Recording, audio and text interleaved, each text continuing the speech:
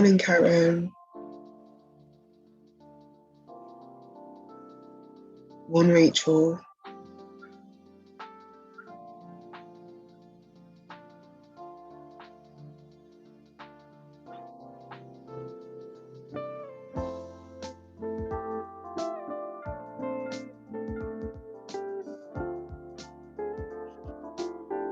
Thanks, Karen, on behalf of Charlotte.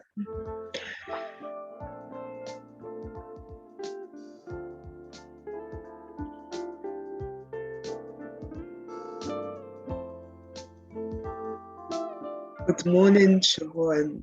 I think I said it right. Please tell me if I'm wrong, but good morning. Good morning, Maura.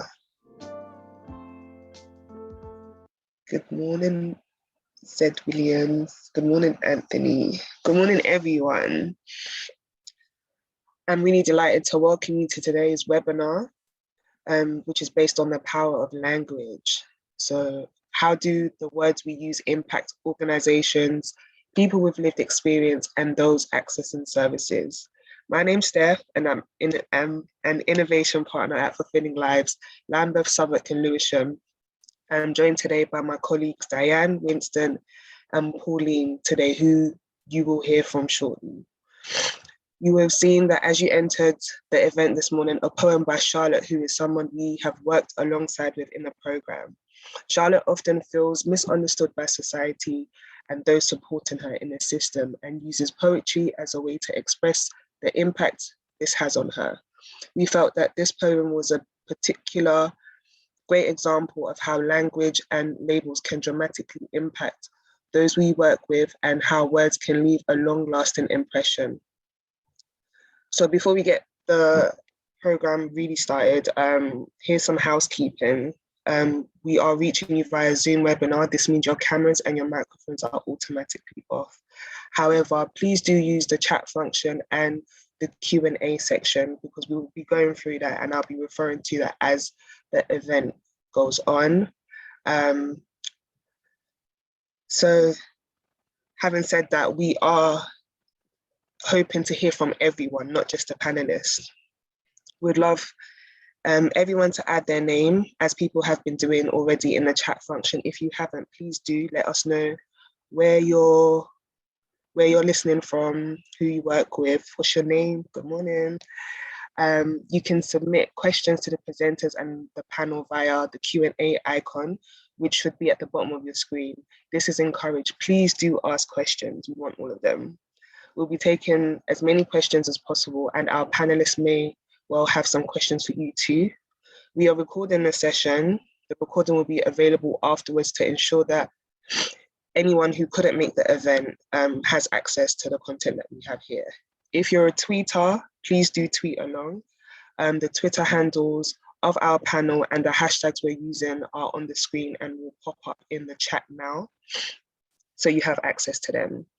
We'll share links to some of our reports in the chat. Please do share the links to your organizations or any resources that you think others might benefit from. This is a learning space for all of us. We are also joined in the audience by Johnny Glover, a colleague from More Than Minutes, who will be illustrating the discussion as we go to capture a visual representation of the conversation this morning.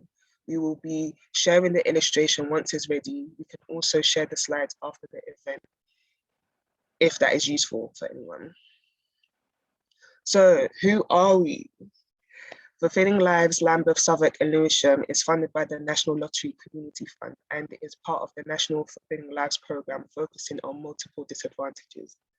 12 areas partnerships across England are funded to test new ways of ensuring individuals receive joined up and person-led services that work for them. We are privileged to be one of those funded programmes. Our aim is to change the lives of people experiencing multiple disadvantages for the better, for now and in the future.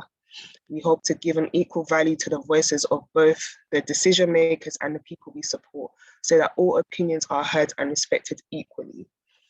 We also hope to make an impact on the way individuals are supported by influencing policy and practice locally and nationally, so that everyone can lead a fulfilling life. So what do we do? At Fulfilling Lives Lambeth, Southwark and Lewisham, our programme has three main areas of work to help us achieve this aim. So our first one is service delivery. The programme has delivered an outreach service providing person-led holistic support to people experiencing multiple disadvantages in Lambeth, Southwark and Lewisham. Co-production. We focus on co-production, working to give equal voice to people experiencing multiple disadvantage. System change. We provide learning and evidence that will be used to influence on a local and national level, creating sustainable long-term systemic change for people facing multiple disadvantages. We acknowledge that the system doesn't work for everyone, particularly people who experience greater levels of disadvantage. In order to improve the lives of people experiencing multiple disadvantage, we believe the system needs to change. This requires a shift in thinking, moving away from a focus on an individual as a problem to a focus on the system. If you are interested in finding out more about our system change priorities, then please do check out our website, which will be put in the chat. With that in mind, we'd like to open today's session with a bit of a question. Using the chat function, this is your first task. You might have a few more, so please do listen. Please do use the chat function to write over a word or a phrase that's used in a professional context that you really can't stand. We'll pick some of these up later during the discussion. I would like to introduce today's panelists. We have Diane Smith, who's the head of program, Fulfilling Lives Lambeth, Southwark and Lewisham. We have Winston, who's the community engagement and mentor, Fulfilling Lives Lambeth, Southwark and Lewisham. And we have Pauline, a volunteer and expert by experience here at Fulfilling Lives Lambeth, Southwark and Lewisham. I think that's it. So over to my colleague, Diane, for an overview of the journey we've had as a programme with language. Thank you, Steph.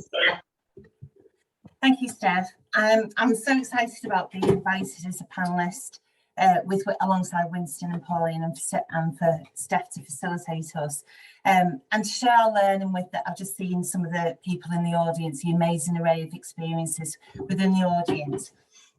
And we hope we connect with you as far as we can do in this virtual world through the chat and social media. Hopefully the event will inspire curiosity as well as the call of action that we are all able to do. So individually and as a programme, as a first disclaimers, we're on a learning journey, and as part of that journey is to share our thinking with others.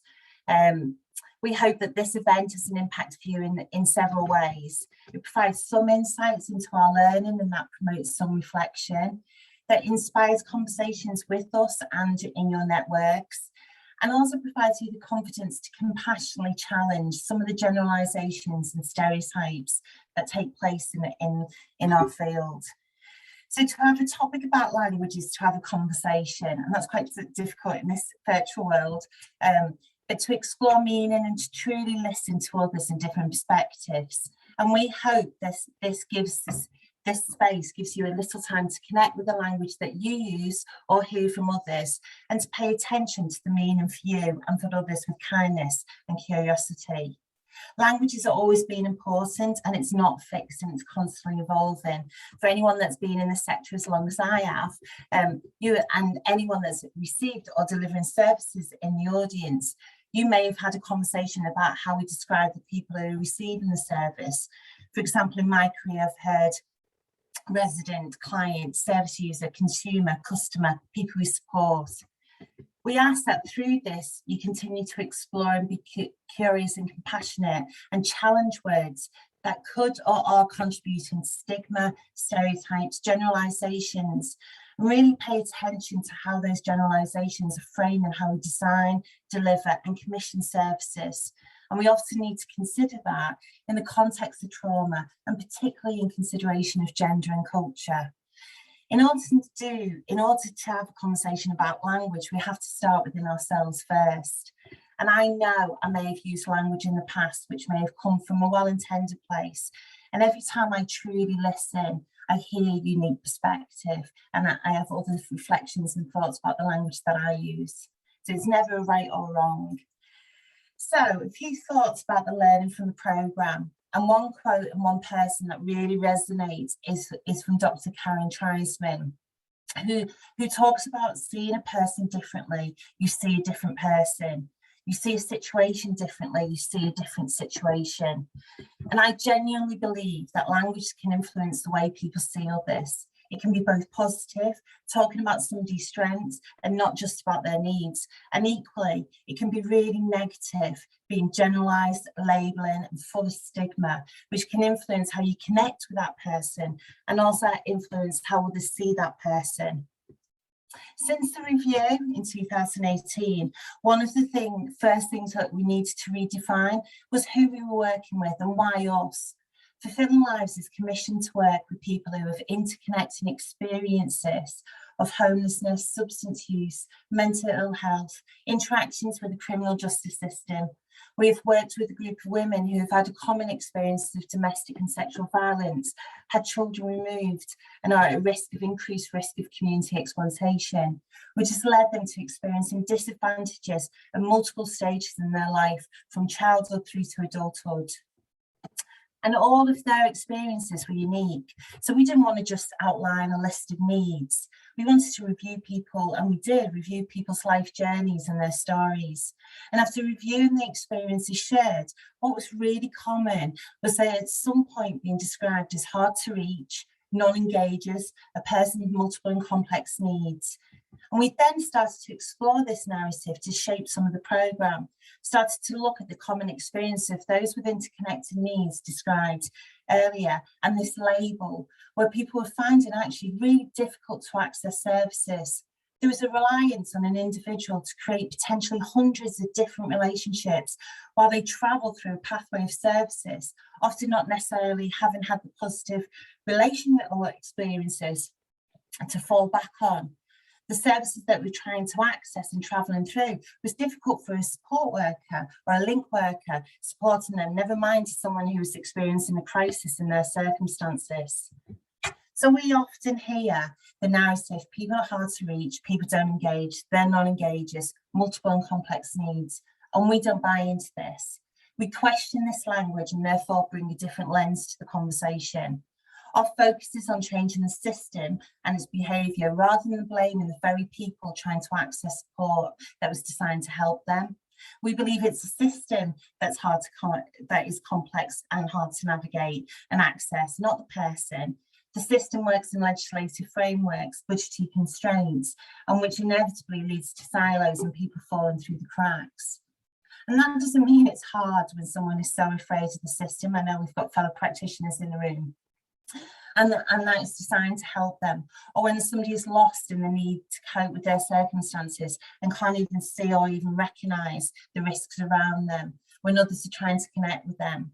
However, we have also learned that through direct delivery experience, offering a person-led service, a service that meets their needs at a time when they need them met, in a place they need them met at, and focus on trust and relationships rather than outcomes and targets, people do connect if you're the right person to connect with them.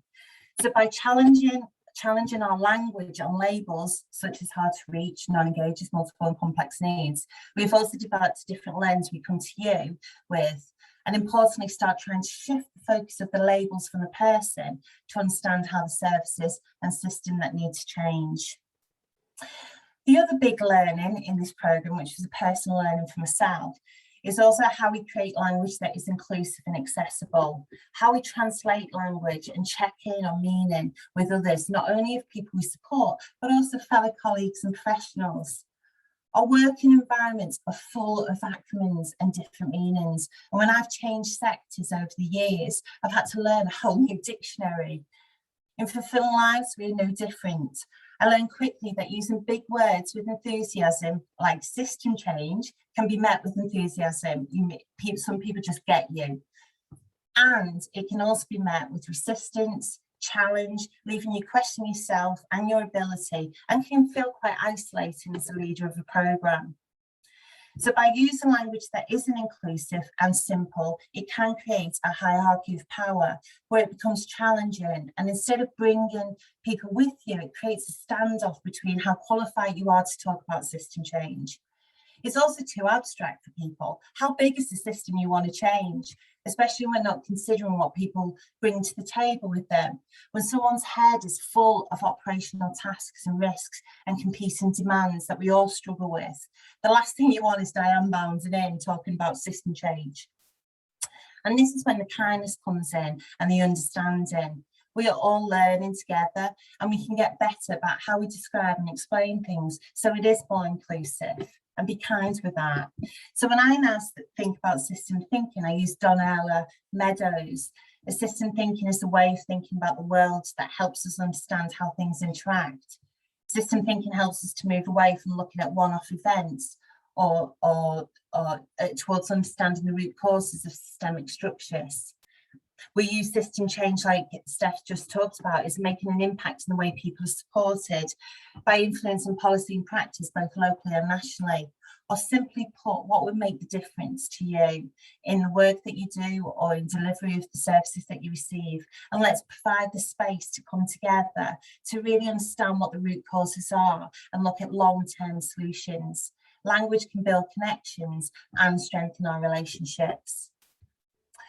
The other learning, some of the learning, and I don't know whether I'm looking for prompts if I'm running out of time here. So the other learning is around behaviours communication. And the other common factor was the amount of people we supported who had been labelled because of behaviour, excluded, aggressive, violent history, red flag as risk factor, narratives of risk that was on a piece of paper that was not necessarily relevant in the current context. So don't get me wrong, it's not about not assessing risk. We all need to feel safe in the work we do. However, we really need to be mindful of how powerful the language used on paper, especially with risk assessments and referrals, and how that impacts on the approach people take. So we scrapped long referral forms and focused on meeting people. Risks and labels stick, and anyone that was here at the beginning knows that Charlotte's parents speak so strongly to that. And my last point is that we're constantly trying to evolve, and we recognise that language changes and it evolves and it's contextual. And by paying attention to language provides us some space and time to be reflective, to ask about meaning, creates the ability to connect with the person, the service, the team. It's also really contagious, and without questioning, it can become the norm. Some of the learning from the programme, for example, is we aim not to pathologise people. We talk about people's experience and feelings as opposed to labels and diagnosis. You're not a perpetrator, you're causing harm. You know, you're someone with schizophrenia, not schizophrenic. We also try to be strength-based in our language and approach. Substance use, not misuse. There's a judgment about the word misuse. You're not a substance misuser, you're a person using substances to cope, and it's probably a protective factor. We try to see the full picture instead of just the need. So you're the person who loves their cats, their home, their children, the person who loves to create flower baskets in the balcony, not just the self-harmer or the chaotic drug user. And we try to break down groups so it gives meaning and context. We didn't work with all women across Lambeth, Southwark and Lewisham. We work with women who have experienced interconnected needs and have experienced exploitation and finding it really difficult to access drug and alcohol treatment services. Fulfilling Lives literature review that was published a number of years ago highlighted the need to really understand cultures and races in the context of those experiencing the interconnected needs and disadvantages. And we'll also be really mindful of the language we adopt, how many triggering and restrictive words. We change the language to talk about an informed approach rather than to talk about trauma, as we find it quite triggering for team members. We use words that focused on reducing restrictions and promoting connection as a lead agency during COVID instead of lockdown and self-isolation. I also know that people need to claim language. So victim versus survivor, street-based, sex-based worker versus prostitution. It's not for us to dictate language, but to be curious and explore and agree a common ground.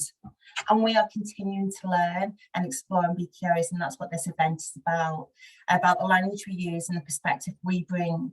So we can all make the difference by paying attention to the language, be compassionate in our challenge, and together, hopefully, we can influence it and try to always see the full picture. And there's lots of different ways of doing that. And I'm going to hand over to Winston, who speaks to language in a different way that I speak to language. Winston. Thank you very much, Diane. I'm just going to share a short poem that I wrote for the theme today. It's called The Waiting. Held captive, waiting for the utterance. Will it be gentle, light, refreshing as geranium, or wet sand, weighty, anchoring to a chain of pain? Will it push open a door into my imagination, summon courage, and show a future? Or wipe away the traces of belief with the regular offer of everlasting despair? Will the sentences stitch the patchwork of pain together and embroider my edges with praise? Will it be delivered? Will it be a delivery wrapped in compassion, fatigue, and resentment, or a demonstration of skill, lived experience, and thought? Will I be brave to interrupt the cordial tone if laced with triggers, politely regulated, and be the arbiter of adjectives and adverbs used about me, taking back control within, without permission? Thank you so much, Diane. Thank you so much, Winston, for your amazing poem. As an organization, we are always trying to reevaluate the language we use and how this affects our relationship with those who we work with. The dialogue between us as an organization and those with lived experience is crucial to our aims of co-producing our work. Thank you all also for your feedback in the chat. It's amazing. And we're gonna take some time to go through that as well. Next, we're going to hear some clips from a podcast put together by Groundswell, an organization we work alongside as part of our research and evaluation partnership. Jess will share a link to the full podcast in the chat at the end.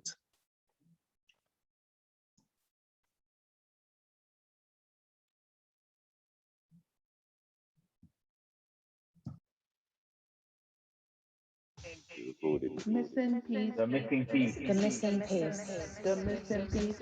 The missing piece. The missing pieces. The missing piece.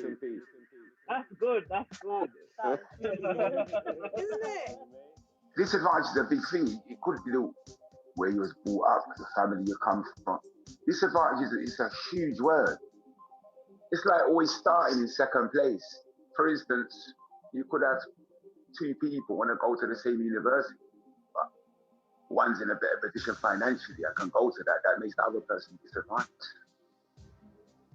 If you have homelessness issues, they put you in one category, but if you have a drug issue, they try to separate it sometimes. And if you're dealing with the criminal system and homelessness, they don't know where to place you.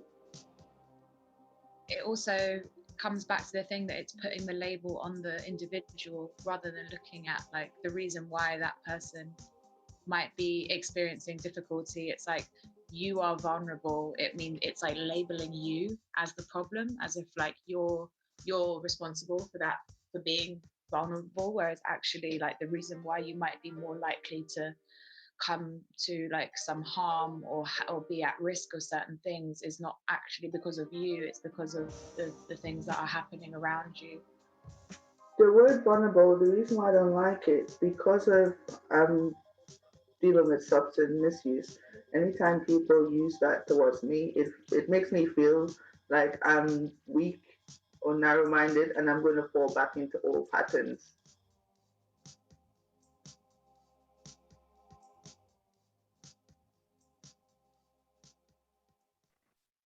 Thank you. There's some powerful words there. One of the voices you heard was Pauline, who joins us today. Pauline is one of the experts by experience working alongside us in the Fulfilling Lives program.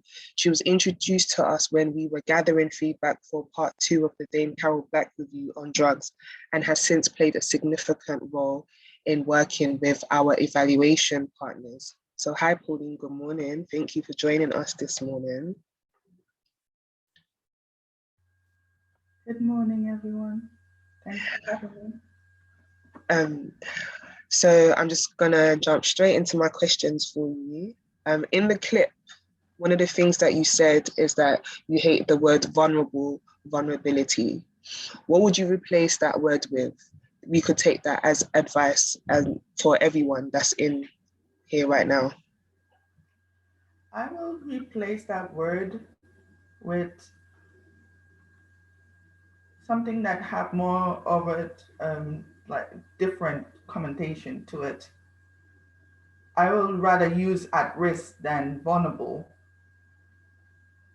It's still a put awareness there, but it's not as harsh or as negative from my point of view. Yeah, thank you. Is there any other words you would add to that? I was thinking, instead of saying someone's vulnerable, if you sit them down and just tell them you're putting yourself in a difficult or a different situation that could be harmful, instead of using that word. Thank you. My second question for you is, at what stage in your journey did you understand or realize how powerful language is? It took me a very long time, but getting introduced to services like Groundswell Fulfilling Life has opened up my eyes and let me realize my situation has changed. There's a positive, and it has recently started, and I'm working on it and it's developing.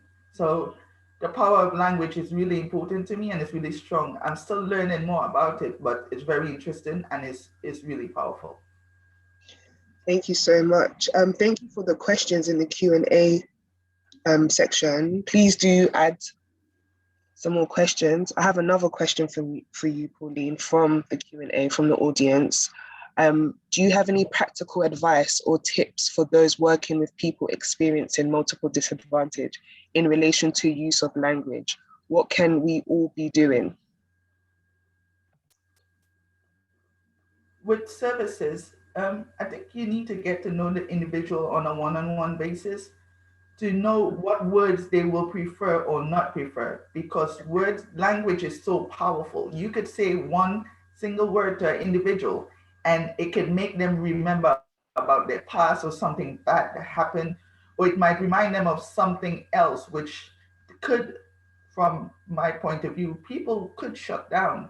They won't want to respond or engage anymore. Yeah, agreed. Thank you so much. We have another question.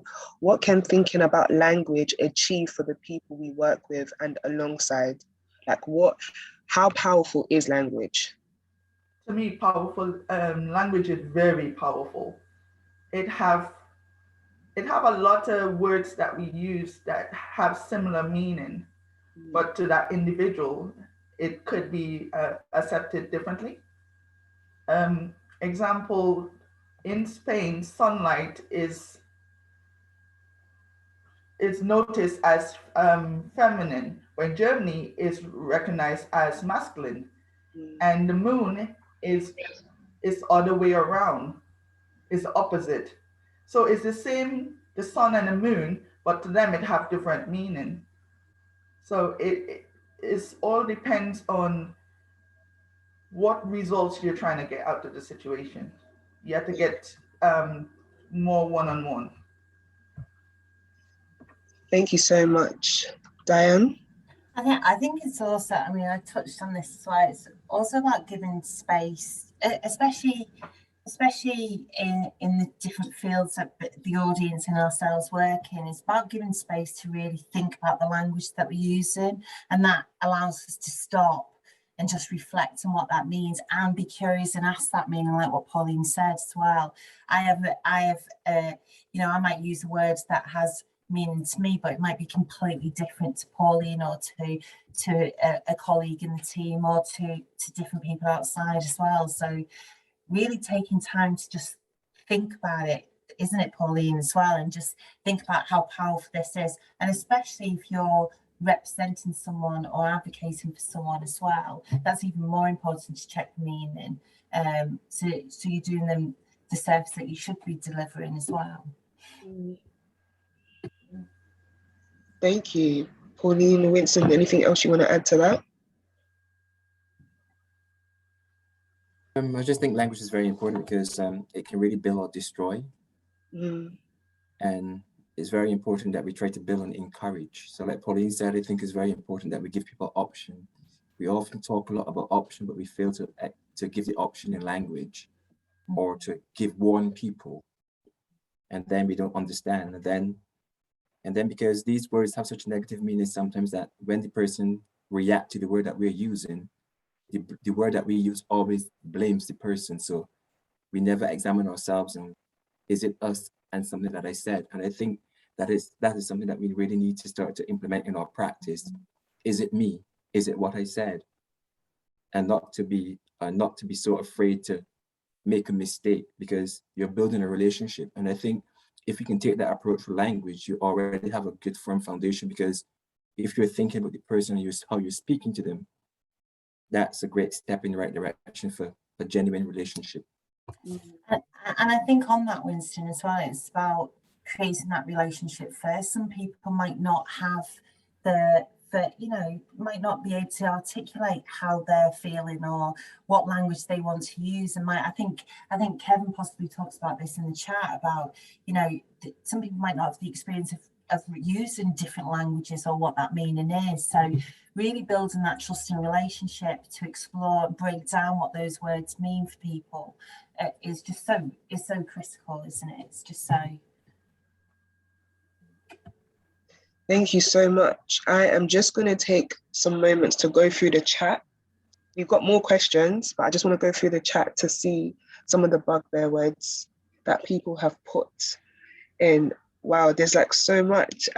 We have vulnerability. Thank you, Kate. We have hard to reach, unwilling to engage. Thank you, Anthony.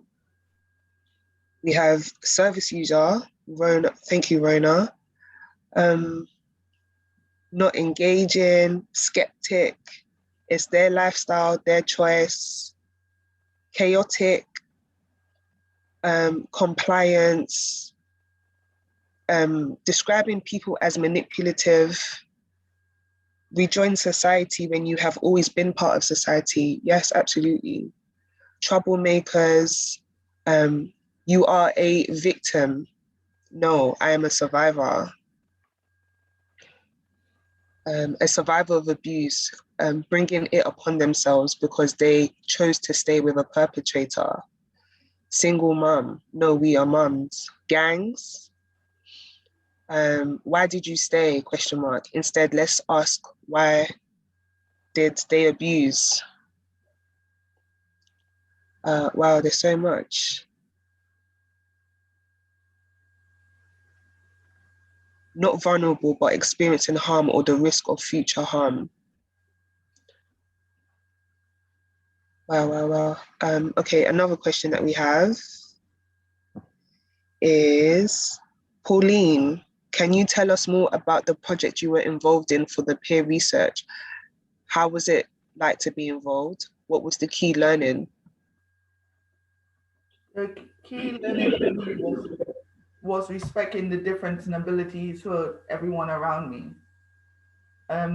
It did a lot for my self-esteem and my knowledge of other people.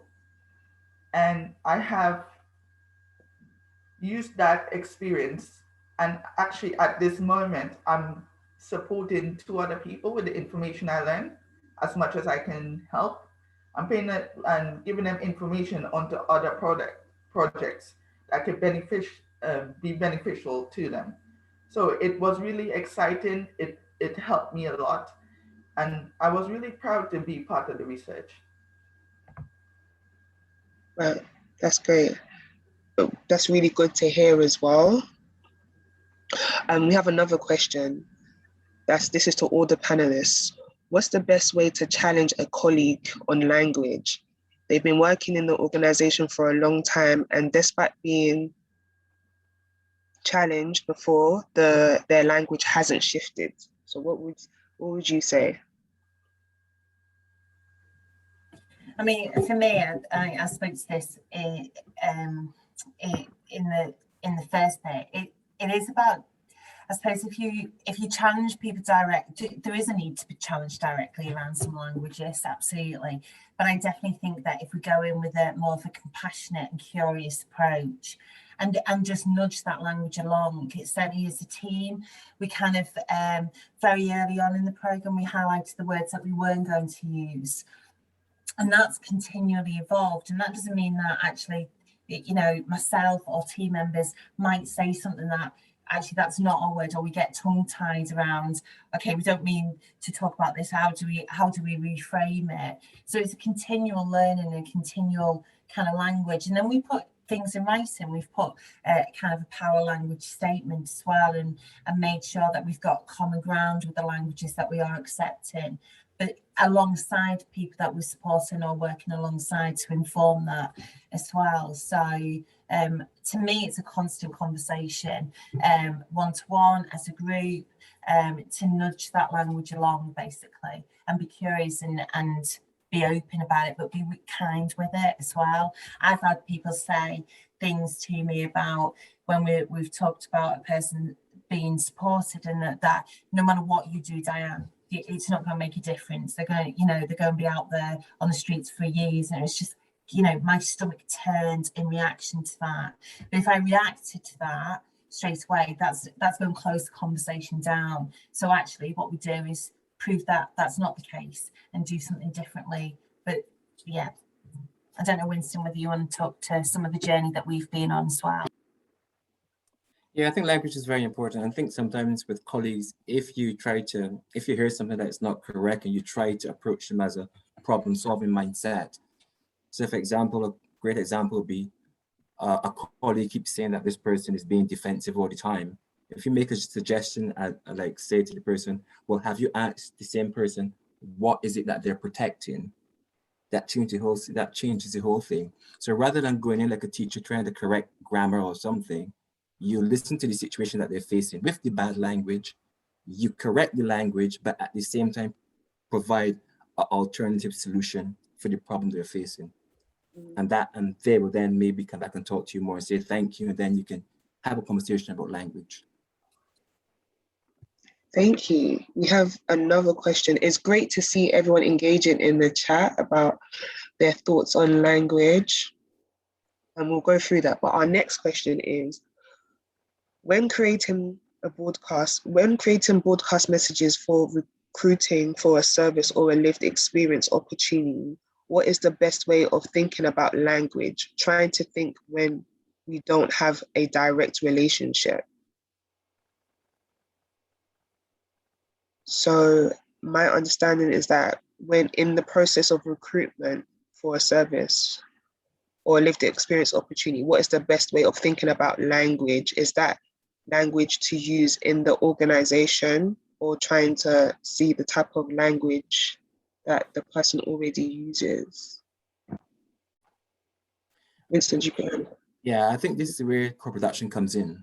If it's a co-produced thing, at least you're 50-50, you have different people influencing the document. But if you sit from on high and you're sort of disconnected from reality, it's a problem. But if you get the people who are going to be supported to participate in the language that to identify the people that they want to employ. So it's all about co-production and genuine co-production. So I think that's the best way to go about it, because then you will have the people who are volunteering, people who have lived experience, people who are using the service. If everyone comes together, you will have a better document and a better appeal and a better way of narrowing down better language. Okay, we have another question. Thank you, Winston. We have another question in the chat box. How do we work with funders to get them to change their language? We know that to get messages across as to why we need funding, we have to use these phrases such as vulnerable, disadvantaged, etc. Otherwise, they don't see the need.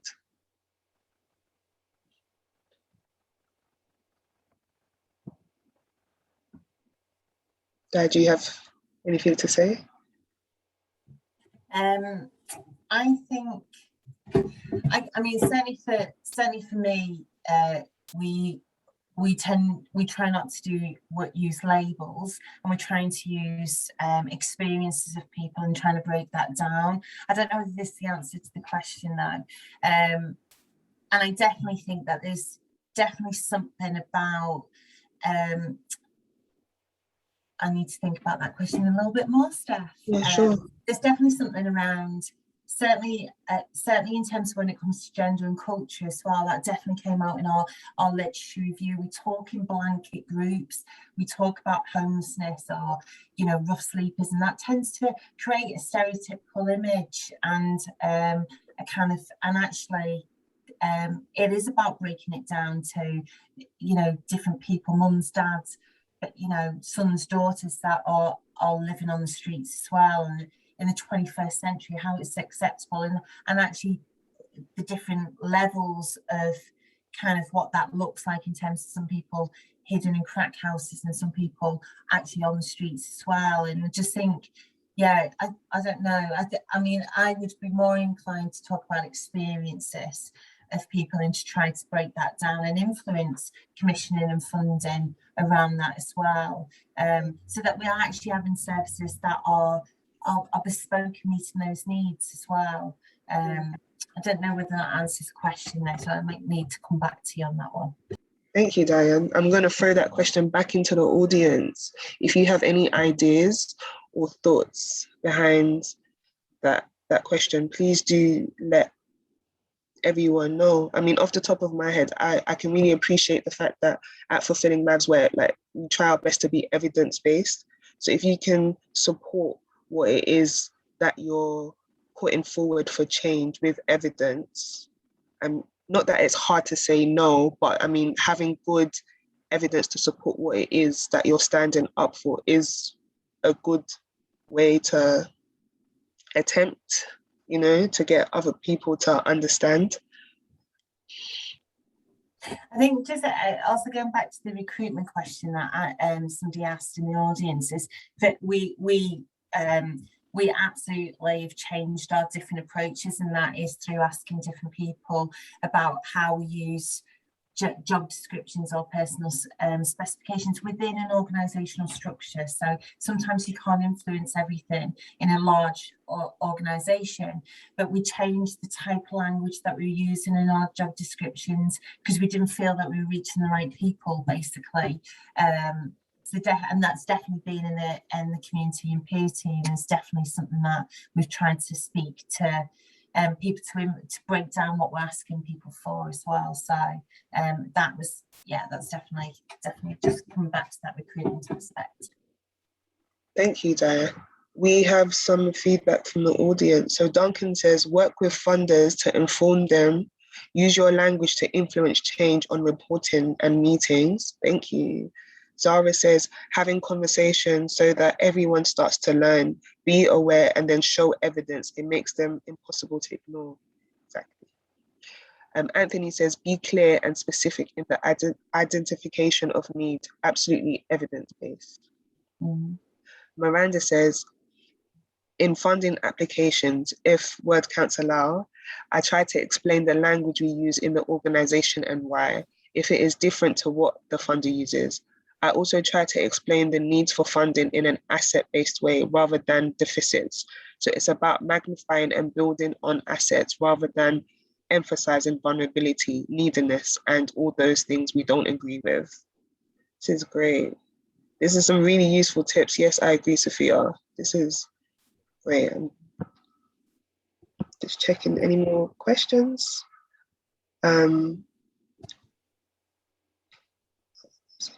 So I know that at Fulfilling Lives, lots of work has been done to bring in a workforce that includes lived experience. Can you tell us more about this and use the use of language to talk about lived experience in the workforce? What has been Fulfilling Lives' journey? Winston, should I go first? And then you and Pauline can... Yeah, you can go. Yeah, so co-production is a big word as well, and that's another big word that we've kind of tried to translate to creating equality within decision making. So we've got the lived and the learned experience, and I think certainly one of one of our learning journeys and since the kind of midpoint review is really describing what we meant by lived experience for this programme, and that is the similarities of experiences for the people that we were supporting. That was a big thing, and asking for that as well. Asking for, you know, experiences of homelessness or substance use, mental health, and that interconnection. But we also recognise that actually there's a spectrum of lived experience, and there's also a spectrum of learning experience as well.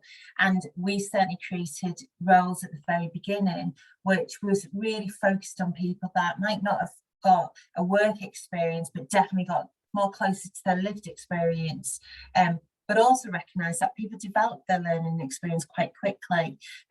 So we've had to create different stages of different stages of lived and learned experience to recognise that actually it's a moving feast. People are continually evolving, but we do use the word lived and learned experience as opposed to just to try to break down some of those barriers. That's my learning, but Winston's going to speak better to this, and probably Pauline will as well. I think for us in Fulfilling Lives, we're quite privileged, as you can see, because we talk a lot about language, and one of our strengths is workforce development. So I think for me personally, I think the journey has been the freedom to discuss it, so you have choice. So for me, I don't use lived experience. Very rarely when I use lived experience now in my job description. I distance myself from it because it's to a certain point, and in our roles and in this field, we need to be honest with ourselves, because not just because you have lived experience, it's not always relevant or it's not fresh. So that's one of the reasons why I distance myself from it, because I think it's sort of like fraudulent. I haven't used services for such a long time, so don't call on me because I have lived experience. So not having lived experience associated with me at a certain level at certain points, it benefits me. But at the same time, our journey has been, one of the great things about our journey is that as we move through our work development, our lived experience comes through in different ways. So no longer is my lived experience relational, as in, I know what it is to feel high, I know what it is to miss appointments, but now my lived experience is, I know what it is to start a job, I know the anxiety you go through, I know what it is to feel exhausted because you're coming back to a workforce. I know that. So I use my lived experience now to put little things in place so people who are coming behind me, things like a well-being plan. So everything I didn't have in my journey in employment that was a gap, that is my lived experience that I connect to now to make it better for the next person to come along. So I haven't ignored it, but it's no longer relational. So I try to use my lived experience now to be more aspirational.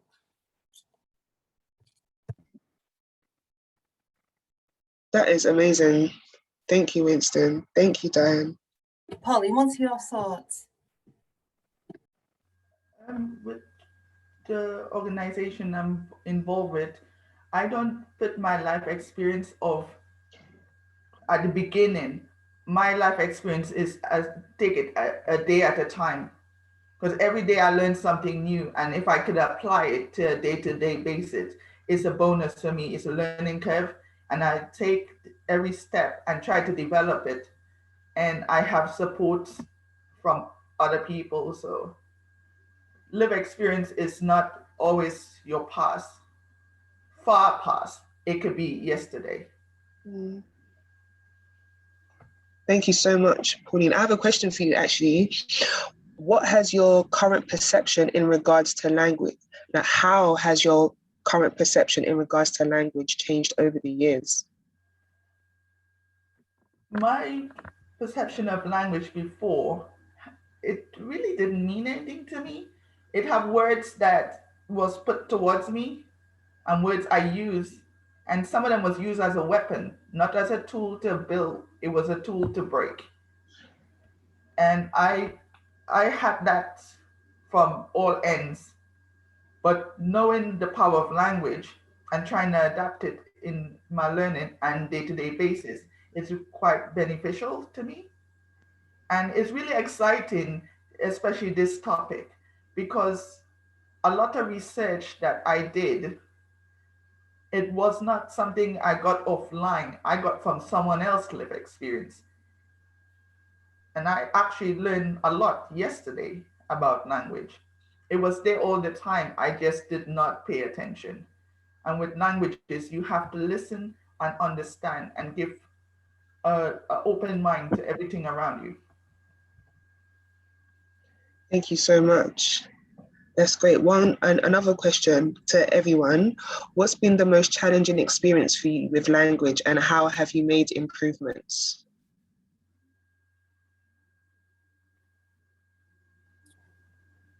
With language, I think language can call for honesty.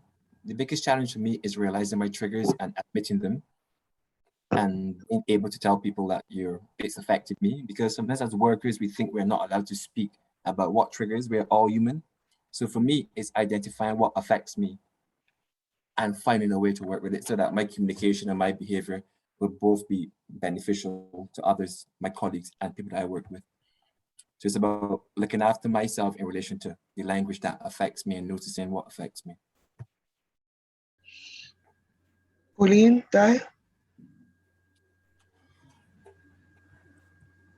I think to me it's about creating time in our work lives to really pay attention to language, and also I think it speaks. I'm sorry, I forgot the audience member's name around her question around how do you challenge others that are using different language as well? How do you do that without closing down the conversation to kind of keep that being open? And that's difficult because I think people get stuck. We're marinated in language in our fields, and we've grown up in it. We kind of just get used to it without quizzing it. So I think in such a busy environment that we're working in, and when we're supporting people with it, and of competing demands, I think creating a space to really consider and be curious about the language, and be curious what Winston's talked about, what we're bringing to the table with that language as well. I think is the biggest probably challenge, but also when you get things being said back to you, saying, "I know, Di, you don't like that. You don't like me saying that." You know that you've kind of hit something as well. You know that it's triggered off something, and it's triggered off a thought process with someone else. So I think that's really powerful. And I think also, sorry to go on, but I think also it's also powerful to get a common ground, because language is quite provocative. Some people will hold on, we talked about it before about survivor to victim. Some people need to own their language, and we need to get a common ground and agree that with people that we're talking with and representing as well. And that's quite difficult to get a common ground, and we've found that in Fulfilling Lives and as the national programme as well. But keep on having that conversation, really. Thanks, Di. Pauline, did you want to say something? The power of language. What I take from it is words are used on a day-to-day basis. That's the way we communicate. But instead of putting your opinion or what you think onto someone else, it's about listening from where they're coming from. Some people do not know how to express themselves to associations and companies. But if you just give them a break and time, patience, it is quite helpful. So that's how I'm using it now. And then I learn a lot, because then as much as I'm trying to help them, I'm learning from them. So it helps me with my patience a lot. Thank you all so much. Thank you to everybody in the chat. Thank you to our panelists.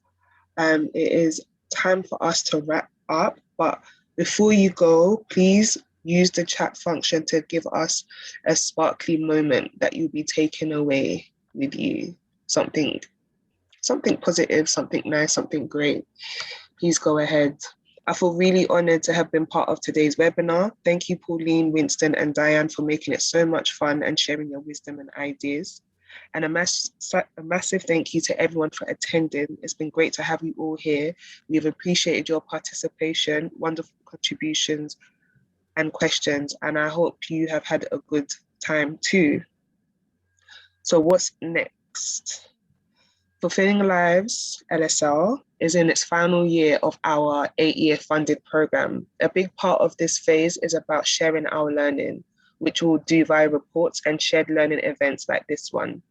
On Tuesday, 12th of October, we have an event on informed approach, which you can sign up to via Eventbrite. Please see the link in the chat in a moment. We have more scheduled, which will be shared when events go live in the next couple of weeks. Keep an eye out on our Twitter and our events page, which will also go in our chat, and more events that will happen in 2022. Our website has loads of resources, reports, and information, and links to our national evaluators too. So please look out for those. Jess will also be dropping links to blogs and publications in the chat now.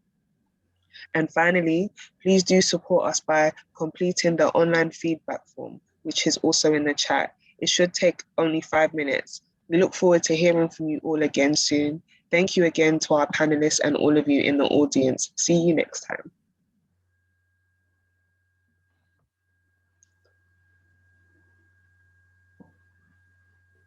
Thank you, everyone. Bye. Thank you.